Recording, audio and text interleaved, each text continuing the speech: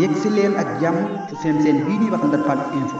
Ndar Fall info mooy seen bi ngeen xam ne moo leen topp bépp yëngu-yëngu sëriñ bi ak ndigalu sëñ bi joxe ñu mën leen koo jottali boo bëggee topp suñu vidéo ana nan ngay def da ngay bës foofu ñu la bindal abonné soo paree nga teg ci bës cloche notification bi mooy waral bépp vidéo buñ dugal nga mën koo jot Ndar Fall info mooy seen bi jaamu seen soxla.